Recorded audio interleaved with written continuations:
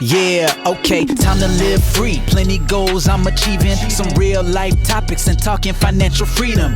Mindset, soul and love, everything in between. This is Freedom Podcast. Tune in, live free. Hey, got my mindset right and I got the drive.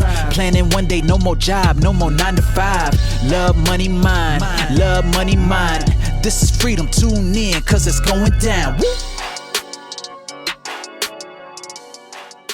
Hi, this is Anna and welcome to another episode of Your Freedom Podcast. In this episode, I interviewed Bernard Quince. Bernard was 21, he was graduating from university with an honours degree in applied science, and he was also diagnosed with depression. At 35 and after 7 years of teaching at high school science, he got triggered again and was diagnosed with extreme depression, and at 45 he was diagnosed with autism. With COVID lockdowns, no stable employment or income, he looked for challenges to focus on. He's written fairy tales inspired in part by his daughter and from many other influences, and he's also uploaded 400 or over 400 videos to YouTube. He has creativity has kept him sane, and this guy is a very inspiring man. Bernard, all the way from Australia. Well, I say all the way like it's miles away. It is because I'm in the UK, but for people that are listening... You are in the UK. Thanks for having me. Thanks for wanting to hear my story. Yeah, no, great to have you.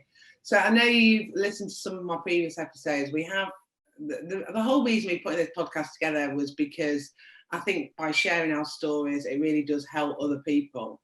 Because everybody's got a story to tell.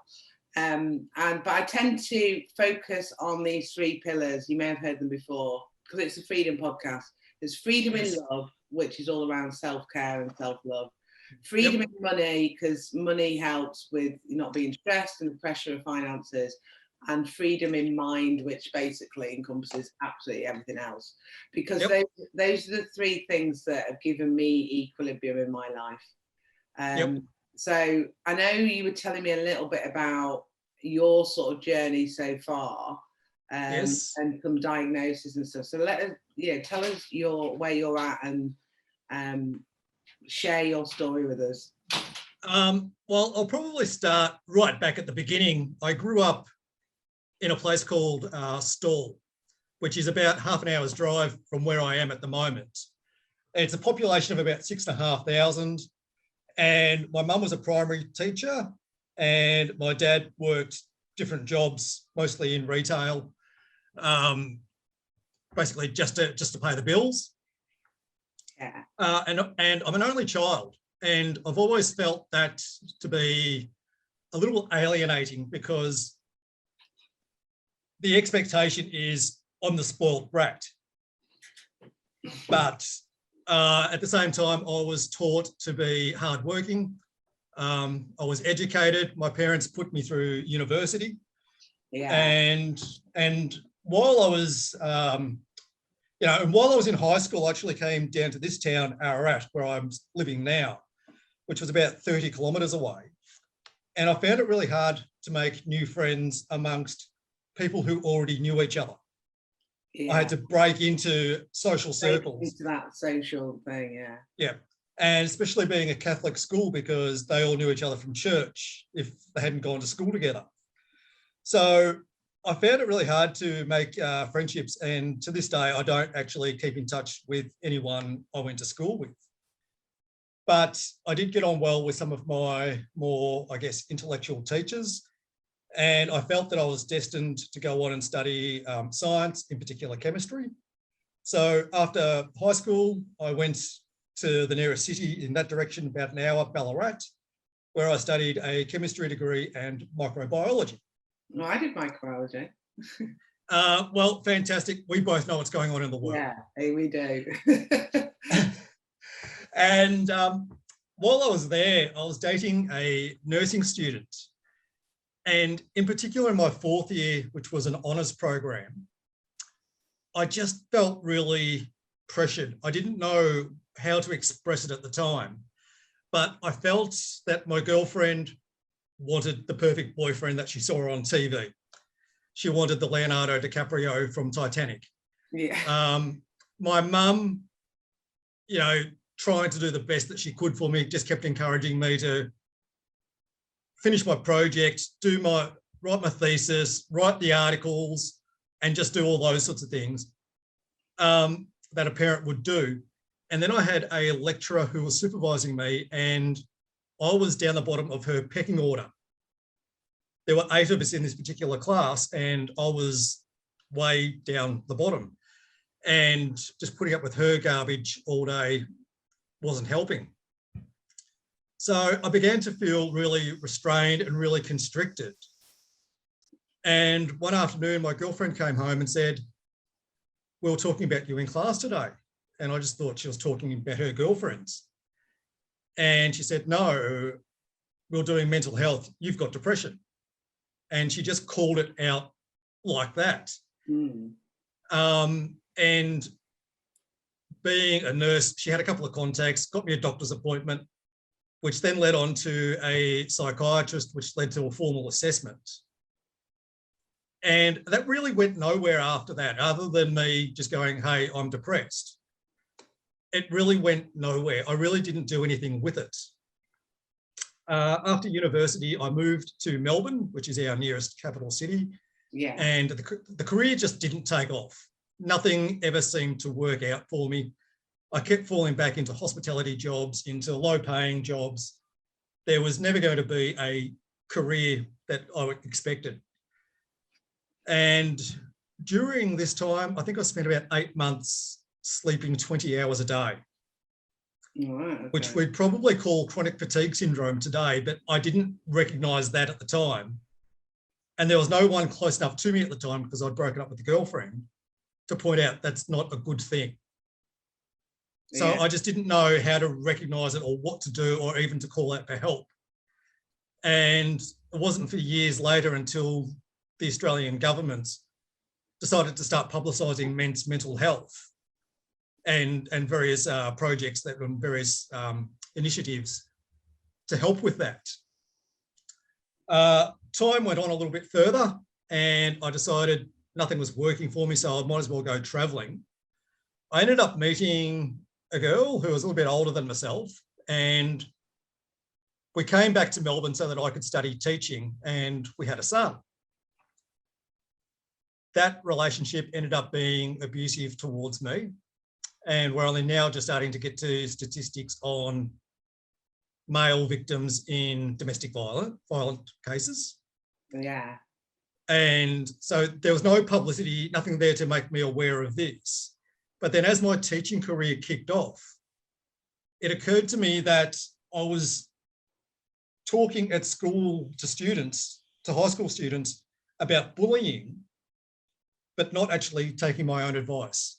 Yeah. I think that's so easy to do, isn't it? It is so easy. It is. And it shuts it off, Yeah, it just clicked one day, and I'd been talking to a counsellor because my ex thought, she's very narcissistic, and thought that if she could get a counsellor to agree to her side of it, that would help her case. And he just looked at me and said, "Mate, that's humiliating. Why are you putting up with it?" When I was talking about what was going on. So, and with that, that was like another explosion go for my head of get the hell out and don't come back. The teaching career never really took off for me. In 7 years, I taught in over 22 high schools and never really found a place to settle down. And a lot of that was to do with politics and contracts and just personalities and some really interesting principals who had no idea how to run a school.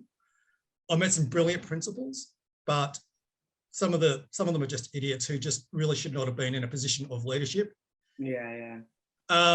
One day we uncovered, or one of our computer techs uncovered a Facebook group that some students had set up, basically treating me like I'm some sort of celebrity with a fan club. And they went on to make some really demeaning comments about me. And I was a bit lost. I just had no idea what to do. I was 35 at the time. And we were discussing this in our staff room, and I handed someone a lesson plan, and she just looked at this lesson plan and said, for everything you do around here, you don't get any respect. And with that, I had my first anxiety attack. I had an absolute meltdown. I took a couple of weeks off. I went back, finished off the last 10 weeks of the year, only teaching at half pace. That's all I could do. And I haven't returned to teaching since then. Since then, What was it you were teaching? I was teaching all sorts of high school subjects, even though I was accredited in chemistry and general science. Yeah. At this particular school, I was teaching agriculture, I was teaching religious education, I was teaching higher mathematics. Yeah. Pretty much just a range of different things, yeah. A whole range of different things that was really stretching my ability to teach. I think it's really stressful. I think we forget that teaching, I think, is stressful anyway. Do you know what I mean? And if you've got it is shocking. It is absolutely shocking. And you've got politics coming from politicians. You've got the politics coming from within the school and within your own staff. You've got politics coming from parents. Yeah, exactly. It's just coming in everywhere. And when you're living in a town, this was another town with a population of 11,000, pretty much everybody knew everybody. And I was the new guy in, I was the new teacher in.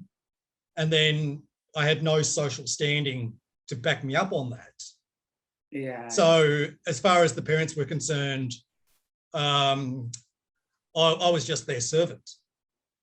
I was there to babysit their kids and make sure the kids got an A+, and that was it.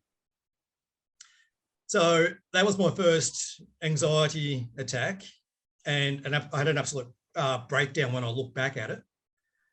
About 6 months after that, I think I met someone else who I've gone on to marry, and my wife and I don't live together, and we probably never will.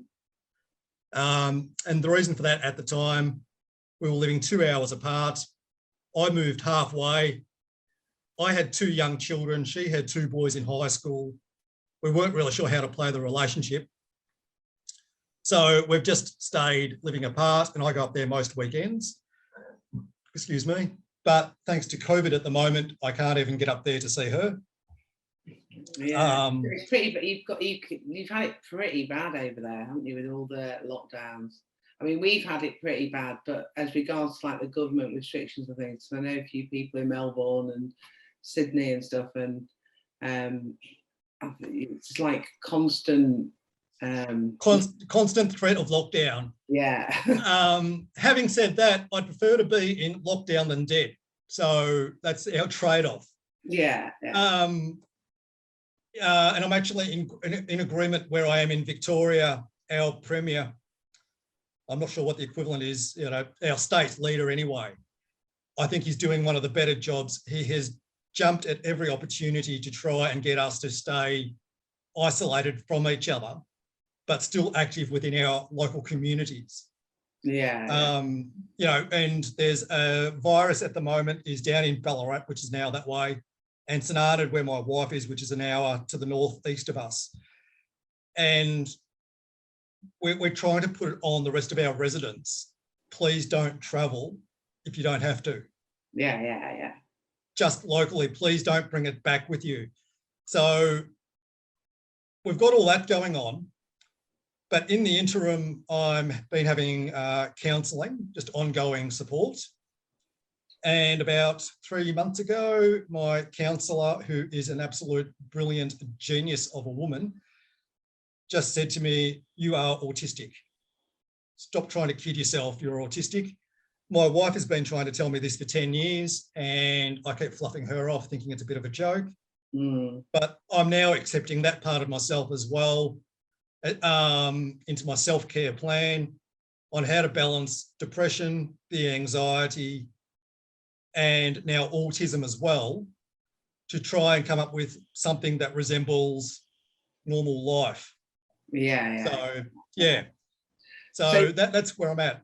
As regards to like self-care, then, how do you, anything that you can share for people who are listening to this, who might be thinking, yeah, I've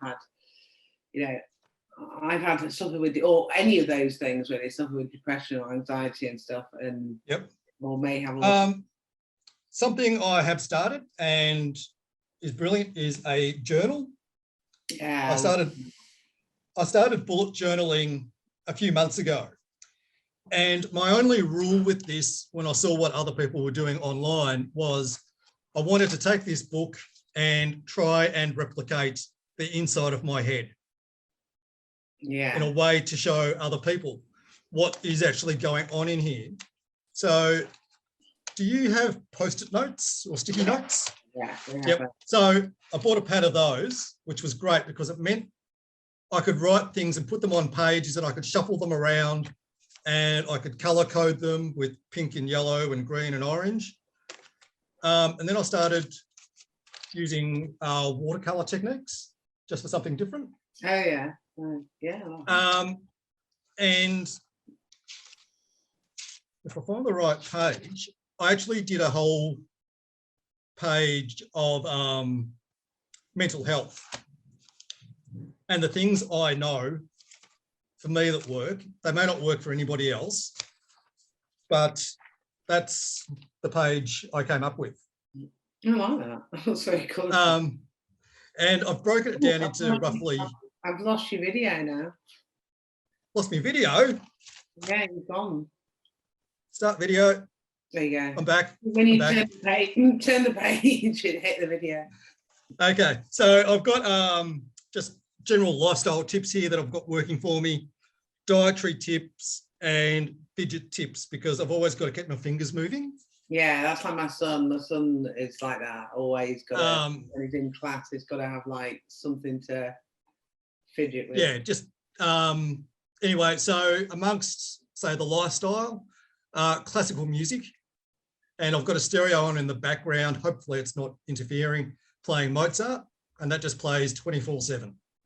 Yeah. And exercise, just to remind myself, I do have to get out of the house and walk most days, and play Pokemon Go. That's how I get some exercise. So I've got something else to focus on besides just walking. Yeah. Things like routine, if I can keep to a routine or have some semblance of a routine. I think routine is habits, and routine is so important, isn't it? It is. And it's not only maintaining a routine, but being aware of when you break the routine. Yeah. So whereas today I wanted to get up earlier, I still slept in until 10, but yesterday I slept in until midday. So knowing that I was breaking the routine yesterday made me aware that I had to get up a little bit earlier today. Things like limiting the amount of screen time I have. And along with screen time, trying to cut down on the news broadcasts I have because it's all negative news. So I try to keep down to just the bare essentials of that. Finances and budgeting is a big thing with me and most males. And I have my own weird accounting system. And currently I've got, I think it's my electricity and my internet bill I don't have to pay for a month. So I've paid them in advance. So that's taken a load off. Yeah, that's good. And the last thing I've written down here is achievements. Being able to acknowledge success, no matter what that success is, no matter how small or insignificant to other people, if that is your achievement for the day of maybe walking to the front door or maybe walking to your front gate or maybe going outside for the first time in 2 weeks, acknowledge that achievement. Yeah. And I was talking to my son about this, and we're talking about once you acknowledge an achievement, you can then use that to build on for the next thing. Exactly. So I do that. I run a training program. We're always talking about weekly wins, you know. Yes, it's just that progression, isn't it? Because sometimes you think, oh, I haven't really been that productive, whatever. Actually, if you break it down, you can actually find things that you've achieved, and it's building on that, really, to encourage you to move forward. And even if it's a diverse range of things, like last Friday for us, we came out of lockdown and we could actually visit each other. And I asked a mate to come around. We're both into gardening. And I needed some jobs done, but I needed an extra person. I just needed an extra pair of hands to help me move things around. But then I was able to use that sense of achievement to go ahead and write chapters in my novel that I'm working on. Ooh. Having written 3 chapters, I was able to use that. Tell us more about the novel. That sounds interesting. And then I was able to use that to get onto artwork. Yeah. And then I started got online. I realised Inktober is coming up in less than 2 weeks. Inktober is the yearly challenge where you draw 31 pictures in 31 days. Well, I like that. So now I've got that to look forward to. I do that annually. So now I've got that to look forward to. And then I've got my diet section here. I've got my fidget things here. So if I can't find my fidget spinner, I can go to my list of things. Oh yes, I've got some dice I can play with. Yeah. Just to remind myself. So keeping a list of what works for you, not necessarily what works for other people, is been a great help for me. And just having a journal has settled my anxiety down, because whatever is broken in my head that causes overthinking now realizes there's a punishment. I can trap those thoughts and it won't stop me being sleepless anymore. So I've almost cured insomnia, almost. So that's been great. Yeah. In fact, people who are listening to this, because I know I've done a lot of, yep. I tend to use journaling for more like brain dumping. If I'm feeling like a bit stressed out, I just literally just open my journal and just get everything out on there. I haven't done any brain dumps in this one, but I have done brain dumps, but they tend to be more squiggles and just patterns and that sort of thing. It's more like thoughts and all that kind of stuff. But I really like that. I like how you've broken it down into different sections with like the diet and your habits and all that kind of stuff. And like I've got a table of contents there, but even there on post-it notes, so I can move the pages around if I need to. Yeah. So, and that's how my head works. My head is never fixed, but it's semi-fixed. So I'm trying to be able to show my wife and my counsellor and my medical people, this is the best I can come up with to replicate what is going on in my head. So journal, whatever works for you in a journal format, please try it. There are no rules. Mm-hmm. I've looked at bullet journaling and I found it was very static. Everyone seemed to be doing pretty much the same thing. If that's not working for you, find the thing that does. Yeah, exactly. It is, because it's a unique thing to yourself, isn't it? It's like everyone's got different preferences, and it is like you say, finding what works for you. So yes. Tell us, you mentioned the novel. That sounds quite interesting. What's that you're working on? I'm currently working on 3 novels, because that way I'm actually tricking myself. If I sit down in an evening, it's about 8:30 in the evening here. If I'm not in the mood to work on one, I'm in the mood to work on another. Mm. And one I am working on, it's quite dark. Some of the short stories in it go back about 16 years just after I separated. And they are, I guess, quite droll, quite dull, but that's where I was then. And then I've written different pieces since then, and I've just decided, because I self-published one book, the next one I just wanted to get out faster, but it's become a bigger project because I want to actually edit more than I was going to edit. But I have come up with a cover. This is the second book I'm working on, and it's got the title P. Okay. I'm just trying to keep it. Yeah, I noticed your T-shirt with Tinker's Tales. So what's the Tinker's Tales? Because I noticed you got it on that book cover as well. Tinker's Tales, it started out as being a YouTube channel about 10 years ago. I've currently got about 400 videos up, which ended up being mostly poetry reading, but there's all sorts of things where I was just playing with a camera and a costume and getting into the steampunk aesthetic and wanting to entertain my wife, given that she lives an hour that way, and uploading these videos so she could just look at it with her sons or her friends and go, look at that idiot, but he makes me laugh. And it's just become the name I trade with locally. Everyone that knows me as Tinker. In fact, people will actually refer to me as Tinker in public. But I figured while I was writing, I might as well put the heading up there, Tinker's Tales. And this is 5 stories inspired by anxiety, autism, depression, euphoria, and hysteria. Okay. And I did the artwork where I just got a piece of paint and just smeared it down the page. And now everybody tells me it looks like a used condom. So, I'm happy to go with that as far as that. It's a work in progress. It may change, but it's unlikely because When do you think it will be launched? I'm just thinking for people who are listening, how do they find out about more details? Okay, well, I've got another book that I'm up for sale already, and that is on Etsy.com. And this one's a lot lighter, and it's actually wrapped in a map of my town. Okay. And this is what I did last year in all our lockdowns. I was working at an abattoir, which did not suit me whatsoever. It was all physical work and I just don't have the frame for it.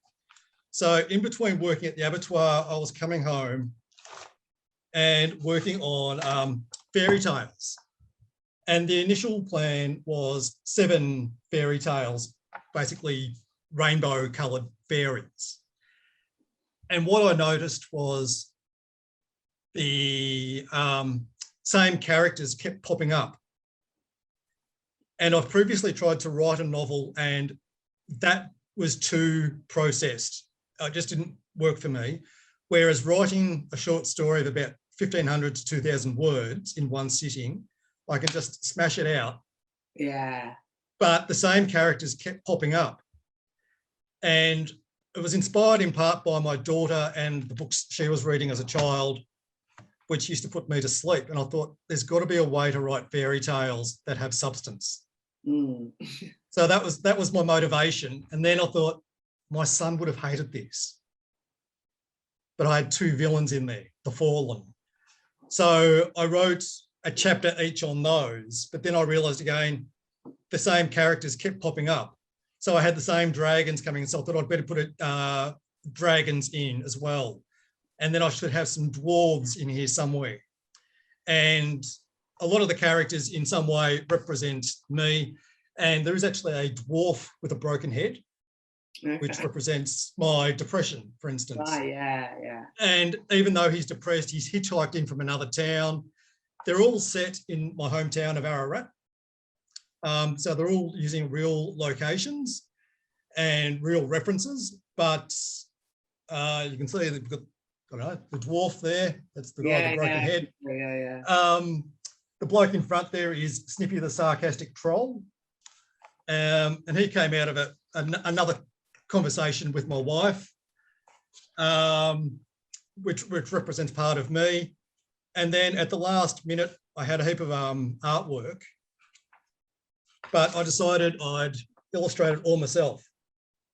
Oh, yeah, I can see that.